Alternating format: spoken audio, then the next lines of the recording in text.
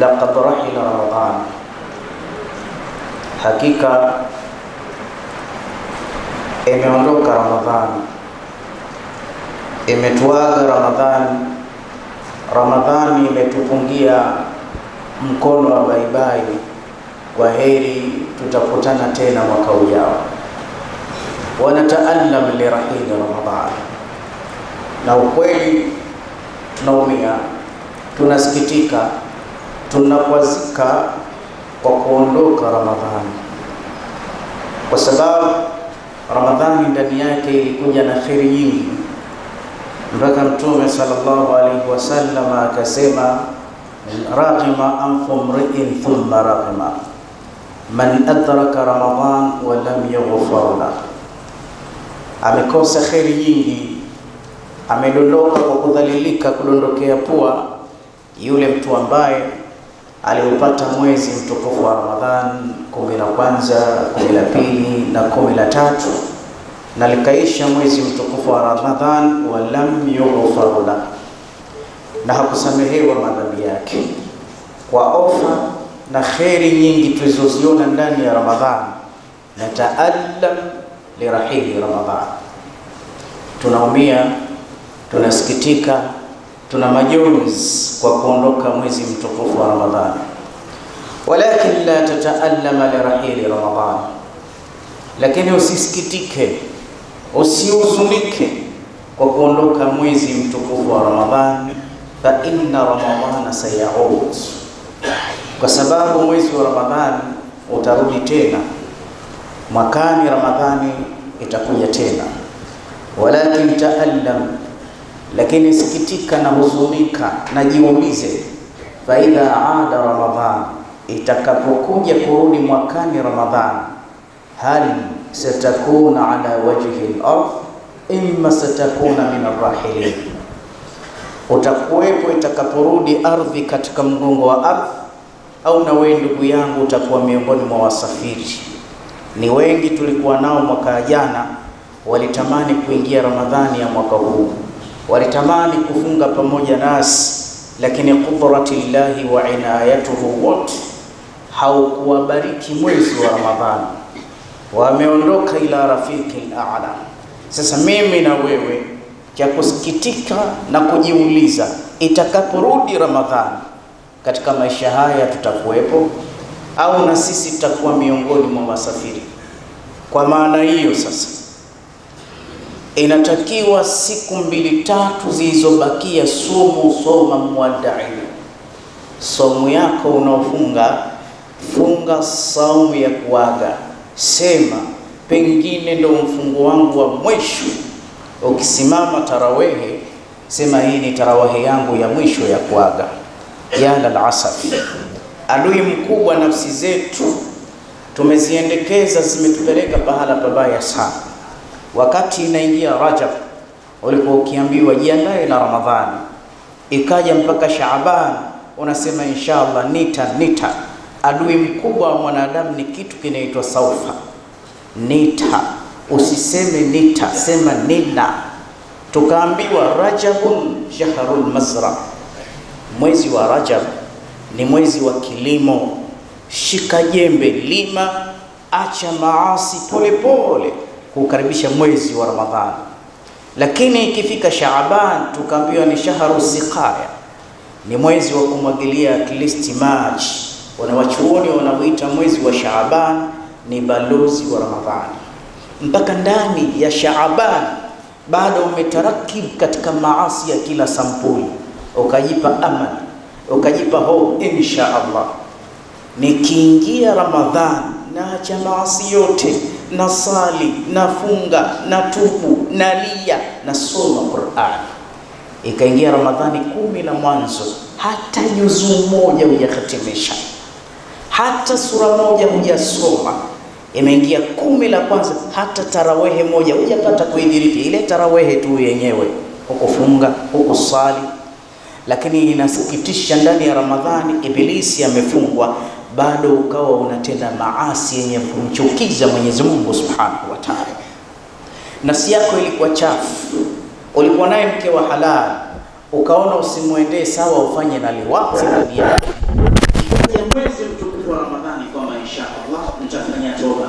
la mwanzo ikapita hivi, ukasema tutazame 12 ikapita hivi.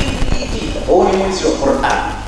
Qur'an ina haki yake, kwa mwaka lazima ihitimishwe mara 2, kwa sababu Qur'ani hujjatul laka au alaika, itakutetea au itakushtaki. Na pale inaposoma Qur'ani, ukihitimisha Qur'an, omba dua, kwa sababu baada ya kuhitimisha Qur'an dua inakuwa makbul. Kheri hizi zote umenyimwa. Imekuwaje ndugu yangu Muislamu mpaka likaja 10 la mwisho? Hili 10 la mwisho hili ndani yake lina usiku wa cheo, Lailatul Qadr. Mtume akatueleza, fa idha dakhala ashrul awakhir min Ramadhan, ilikuwa likiingia ili 10 la mwisho la Ramadhan, shadda al-mizar, mambo matatu aliyokuwa akiyafanya. La mwanzo alikuwa akifunga mkaja Mtume, akikazana katika ibada kisawasawa. Zile Qur'ani alizozisoma 10 la mwanzo na la pili anazidisha. Sadaka alizokuwa akizitoa 10 la kwanza na la pili akiongeza.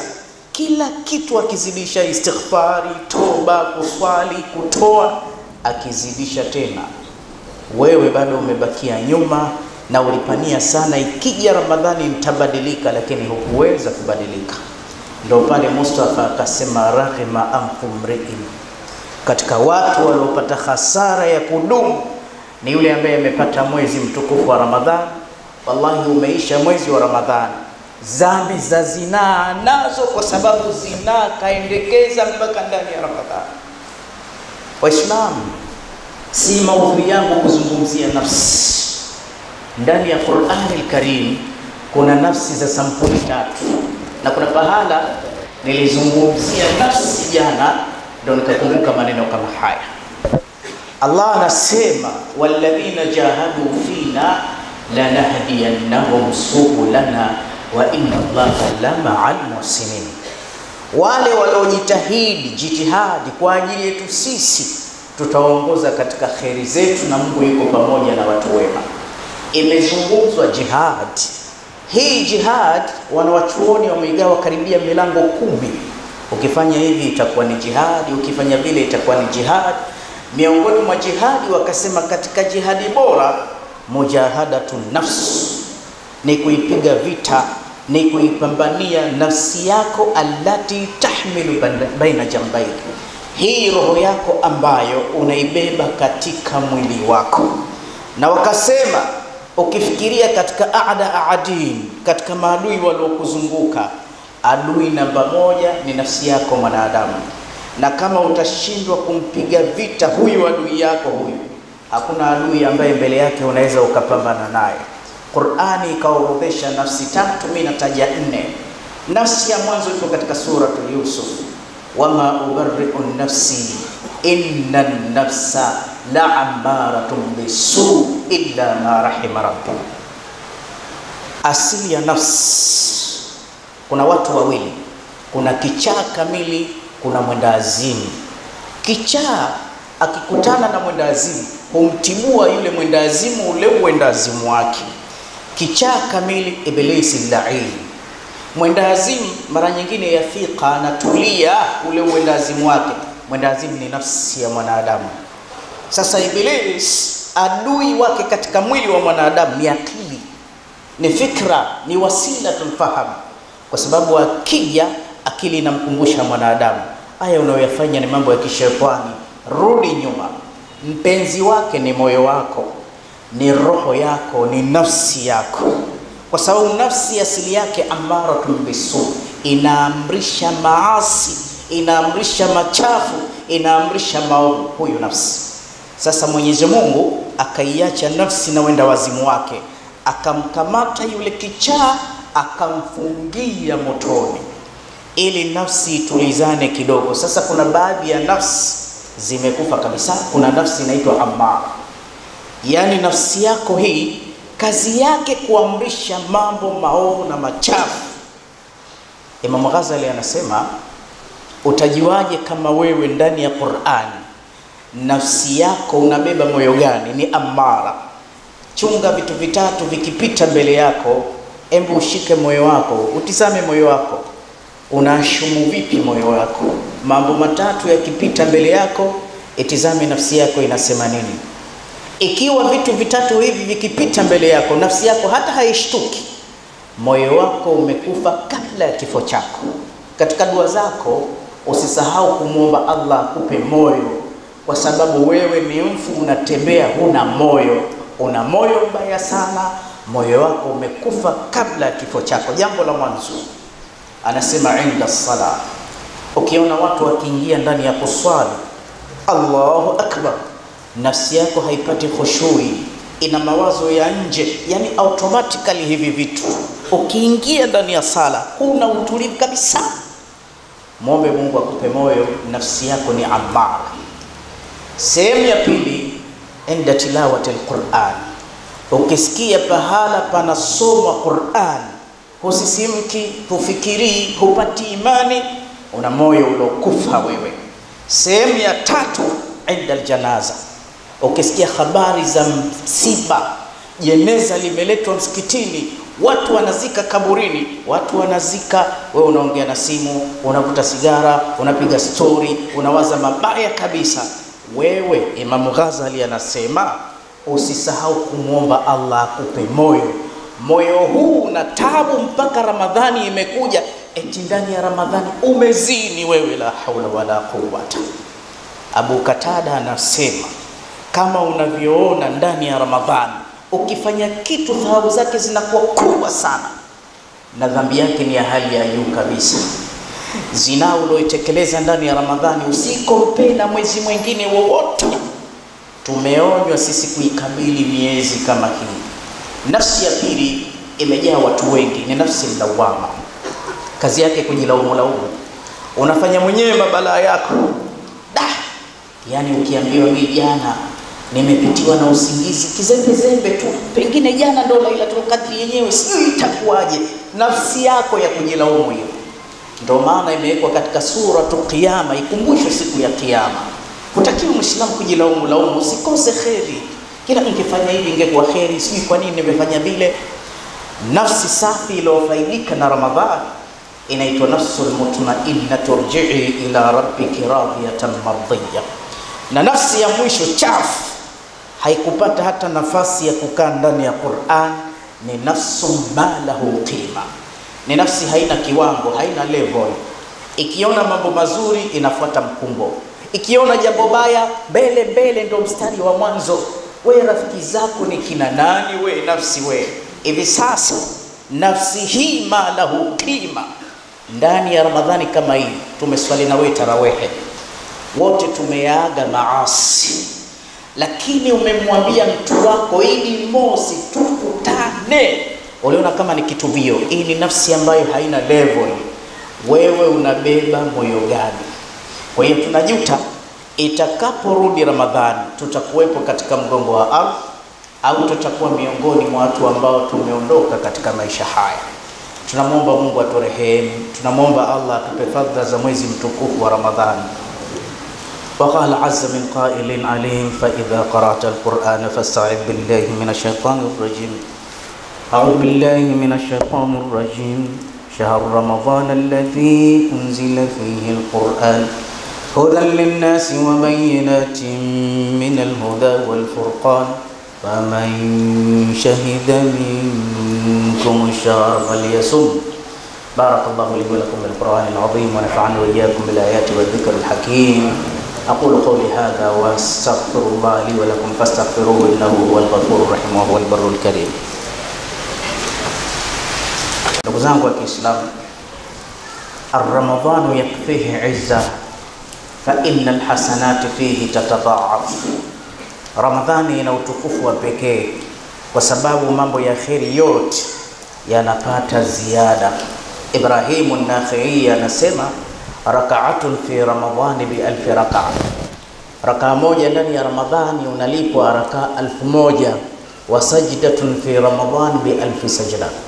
Sijida moja ndani ya Ramadhani unapewa sijida 1000, wa sadaqatun fi Ramadhani bi alf sadaqa.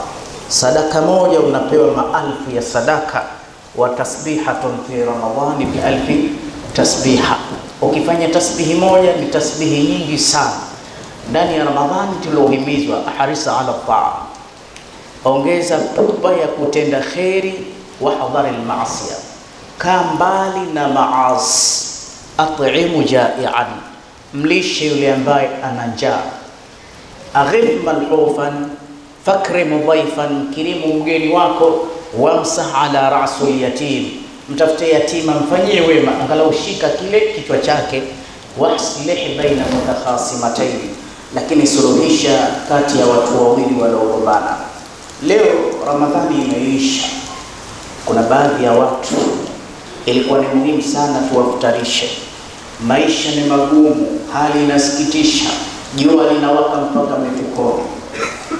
Ramadhani imekuja kufungua maisha yetu. Ramadhani imeleta rehema nyingi, lakini mwisho Ramadhani imekwisha. Kuna baadhi ya watu walikuwa mafutari, ndugu yangu Muislamu, nimefunga na watoto wadogo hawa, lakini hawana hata cha kufuturu angalau kuwapongeza hawa watoto. Unwani yetu ya hotuba inasema, ikiwa umeshindwa kumfutarisha siku za Ramadhani, basi hebu jitahidi kumfurahisha siku za sikukuu. Inna Allaha fi auni al-abd, Mwenyezi Mungu atamsaidia mtu yoyote kufungua mambo yake. Ma kana al-abdu fi auni akhihi, kama mtu atasimama kusaidia wenzi wake. Kuna watu wana hali mbaya sana, uchumi ulikuwa mgumu kidogo, matajiri wamebana kidogo, kote duniani, sio Tanzania peke yake, hali ilikuwa mbaya. Kuna matilioni ya watu walikosa cha kufuturu, walifunga kwa unyonge mkubwa sana. Sasa hivi sasa zimebakia siku chache, si Jumatatu, pengine Jumanne, pengine Jumapili itakuja siku ya Eid. Laqad adhana Allahu lana wal farh was surur, Mwenyezi Mungu ametupa sisi ruhusa ya kufurahi, kuenjoy, na hii ni sehemu ya ibada vile vile. Sasa leo siku ya Eid, kuna baadhi ya watoto wazazi wao si mayatima, wapo, lakini vitoto hivi vimefunga Ramadhani nzima, vimejipinda, vimefuturu hivyo hivyo, shida, futari za kuomba, futari za kuchuma. Wallahi ninavyokuambia ndugu yangu Muislamu, mpaka sasa yuko kaka mmoja, yuko mzee mmoja, yuko ustadhi mmoja wa madrasa, hasa maustadhi wa madrasa nchi hii wana matatizo, wana ufukara uliopitiliza kabisa. Sasa yupo mtu ambaye mpaka taimu hii wallahi hajui mke atavaa nini, hajui watoto watavaa nini. Anatamani watoto hawa kuwaondoshea huzuni. Watoto mimi nipo baba yao wala sijafa. Huyu Ashura amefunga somo 15 kashindwa kumalizia. Huyu dadake ni mdogo, tunamwambia wewe bado umri wa kufunga bado, lakini mtoto kafunga zote. Baibui lake litapatikanaje? Kikanzu kitapatikanaje? Hivi sasa wanaume wameshangaa. Unakutana na mwanaume anasema wallahi mpaka leo mimi sijui nitaanzia wapi, hii familia nitaipeleka wapi. Mama anasalim amri anasema, mume wangu mimi nishakuwa mtu mzima, sina neno na nisivae kwa sababu hatuna. Hawa malaika wadogo watoto tunawapeleka wapi watoto hawa? Sawa, tutasema tusiwavishe. Je, siku ya Eid tuwafungie ndani? Watoto wa jirani watavaa. Mimi ndo wewe ndo baba yetu, tunakutegemea wewe. Watoto watafanyaje? Hii ni sikukuu ya Kiislamu, na sikukuu hii ni jambo kubwa, na sikukuu hii inajirudia kwa mwaka mara moja. Hii sikukuu kwanza mjue inatakiwa ipromotiwe sana. Wenzetu wa upande wa kushoto, ikifikia Kwaresma, ikifikia Christmas, utaona mmoja mpaka majority mtaani unakuta indication kwamba kuna Christmas. Watanunua miti ya Christmas, watanunua vile vimondo vinawakawaka, wanajiandaa na jambo la sikukuu. Mimi na wewe si mtume tu hivyo, Qur'ani imetuamrisha kuliadhimisha jambo hili. Mtaliona jambo dogo, dhalika wa man yu'azzimu sha'air Allah, dhalika wa man yu'azzim hurmati Allah fahuwa min taqwa alqulub fahuwa khairun 'inda rabbi. Aya zote hizo katika sura moja, katika sura Yunus. Allah anasema yule ambaye atatukuza vitukufu vya Allah, zile ishara kubwa kubwa za Allah, miongoni mwa vitukufu vya Allah ni hii miusimu mikubwa, Idi ndogo, Idi kubwa, siku za Arafa, siku za kwenda Maka, siku za Ijumaa. Hizi siku kila mmoja itakiwa adhimishe. Yule mtu ambaye ana pesa, anazionea ubakhili ili watoto wasivae kisa anajenga, amewadhulumu watoto hii sikukuu yetu Waislamu. Ndio maana mpaka Mtume anatueleza ukienda kuswali Idi sunna kana khalatu tariq, ni kuipishanisha njia. Yani umekuja na njia hii kuja kuswali Idi, usirudi ile, pata sunna njia ya pili. Kwa nini?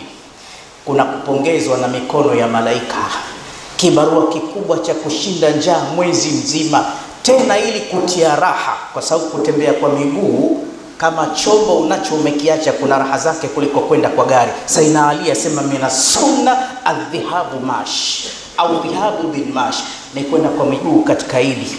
Ili hii ni Idi ambayo mwanzo tu kukishapambazuka haturuhusiwi kwenda kuswali mpaka tufungue kinywa. Lakini mbali ya yote, Idi hii ni marufuku kabisa watu kukasirika. Ndio maana baada ya aya za Ramadhani, aya zinazofuatia zinatukataza dhulma na ugomvi na chuki, zinataka tufurahi. Anasema wala taakulu amwalakum bil batil, msiliane mali zenu kwa batili, msidhulumiane. Ina maana siku ya Idi ile siku yake we mwenyewe jizuie, mwambie mke wako au wake zako wawili, hata mtu kama ana jambo, siku nzima ya Idi ni haramu kukasirika. Kama mwenzio umekukanyaga, vumilia mpaka siku ikipita usiku, tutajadili jambo hili. Mpaka Mtume akasisitiza an Ummi Atiyata radhiyallahu ta'ala anha. Ummi Atiya anasema umirna an nukhrija al-awatiqa wal huyadha liyashhadna al-khair wa da'wat al-muslimin wa ta'tazil al-huyadha al-musalla. Siku ya Idi ule uzito wake tumeamrishwa tuwatoe wafanyakazi, mahausi girl, shaghala.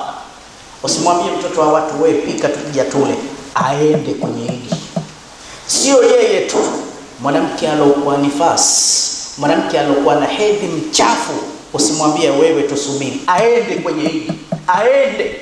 Anasema liyashhadna alkhair, kwa uzito wa sikukuu ile na kufurahi, washuhudie ile khairi, washuhudie sikukuu. Allahu akbar, Allah, takbira zile zinavyoendelea, wote washuhudie. Wataatazilil huyadha almusalla, wenye hedhi wakae pembezoni, wawatizame, wasikanyage ule msalla kwa sababu ni wachafu, lakini waende kwenye Idi.